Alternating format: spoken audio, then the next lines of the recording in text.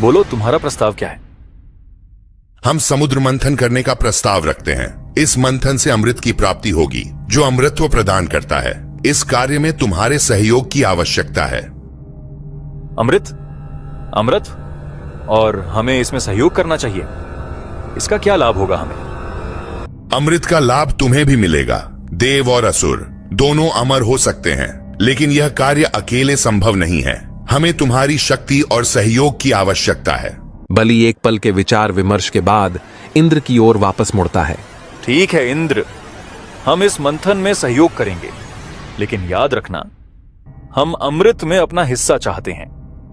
यदि किसी प्रकार की चालाकी हुई तो उसके परिणाम की जिम्मेदारी तुम्हारी होगी। हमारी ओर से किसी प्रकार का छल नहीं होगा। यह मंथन हम सबके लिए लाभकारी होगा। इस प्रकार इंद्र और बलि के बीच सहमति बनी। देवताओं और असुरों ने मिलकर समुद्र मंथन की तैयारी शुरू कर दी। भगवान विष्णु ने कूर्म अवतार धारण कर मंदराचल पर्वत को अपने पीठ पर स्थिर किया।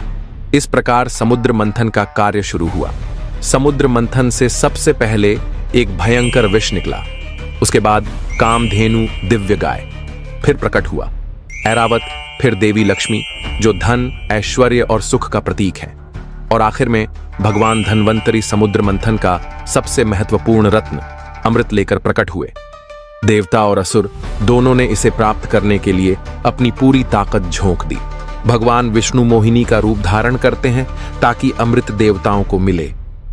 तुम सबको अमृत मिलेगा, लेकिन इसे सही तरीके से प्राप्त करना होगा। मैं इसका बंटवारा करूंगी। भगवान विष्णु ने मोहिनी रूप धारण किया और असुरों को अपनी सुंदरता और आकर्षण से मोह लिया। असुरों ने विश्वास किया कि मोहिनी उन्हें अमृत का वितरण करेगी, लेकिन वह अपनी चतुराई से देवताओं को अमृत दिलाने में सफल हुए। यह धोखा था, हमें अमृत नहीं मिला। हम इसका पीछा करेंगे। देवताओं, भगवान विष्णु ने हमें अमृत दिलवा दिया।